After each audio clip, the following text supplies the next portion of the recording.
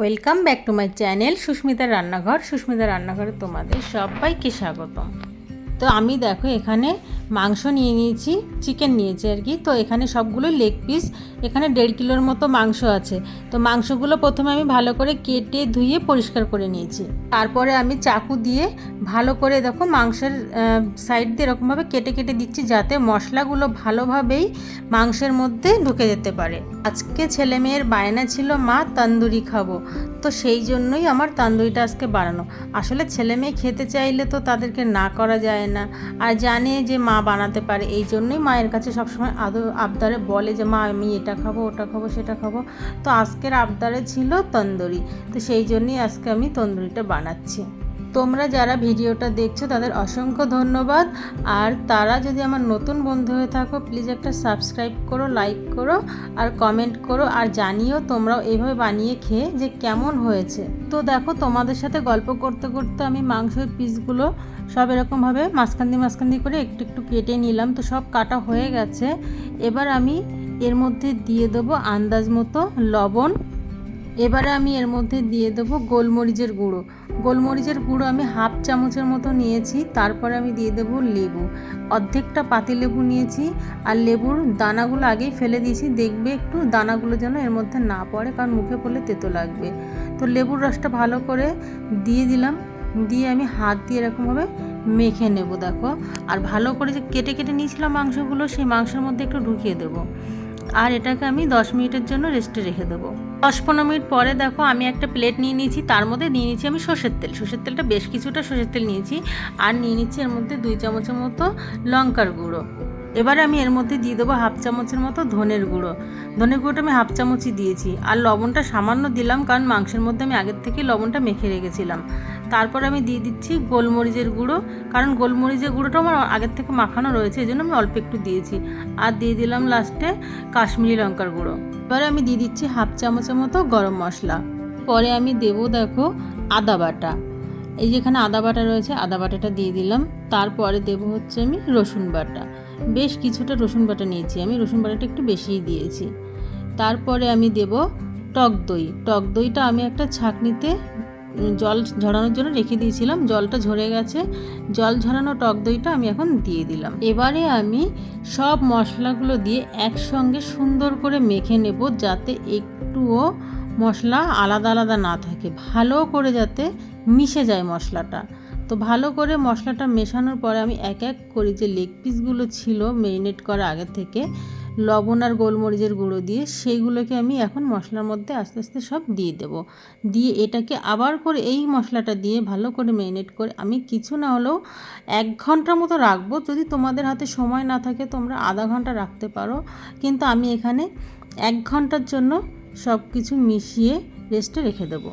আর মাঝখান থেকে যে মাংসগুলো একটু চিড়ে চিড়ে নিয়েছিলাম, তার মধ্যে কিন্তু মশলাটাকে খুব সুন্দর করে ভরে দেব, না হলে কিন্তু মাংসের মধ্যে মশলা কমই ঢুকবে। 1 ঘন্টা পরে দেখো মাংস দিয়ে সাইড দিয়ে কীরকমভাবে তেলটা ছেড়ে দিয়েছে, মশলাটা কিন্তু খুব সুন্দরভাবে ম্যারিনেট হয়েছে। তো এখানে আমি কড়াই বসিয়ে দিয়েছি, কড়াইটা গরম করতে দিয়েছি। এবার আমি এর মধ্যে 1 টুকরো বাটার দিয়ে দিলাম। বাটারটা গলা পর্যন্ত অপেক্ষা করব। বাটারটা দেখো খুব সুন্দর গলে গেছে। এবার আমি এর মধ্যে লেগ পিসগুলো দেবো। তো একবারে তো অতটা দেওয়া সম্ভব না, আমি প্রথমবারে 4 পিস লেগ পিস দিয়ে দিলাম। এবার উপর দিয়ে এরকম একটু মশলাটাকে দিয়ে দেবো, উপর দিয়ে অল্প অল্প মশলা তো সাইড দিয়ে অনেক ছিল, তো সেগুলোই আমি সাইড দিয়ে একটু লাগিয়ে লাগিয়ে এইভাবে দিচ্ছি। এবারে দেখো সাইডে যে বাটারটা রয়েছে, মশলাগুলো তো সব আমি দিয়েই দিয়েছি। এবার যে সাইডে যে বাটারগুলো আছে, সেই বাটারগুলো চামচ দিয়ে এরকমভাবে একটু একটু মাংসের উপর দিয়ে এরকমভাবে দিয়ে দেব, গরম বাটার উপর দিয়ে এরকমভাবে দিয়ে দেব। তারপরে গিয়ে আমি আস্তে আস্তে এগুলোকে একটা চিমটির সাহায্যে এরকমভাবে উল্টে পাল্টে নেব। বেশ সুন্দর করে উল্টে পাল্টে নিতে হবে।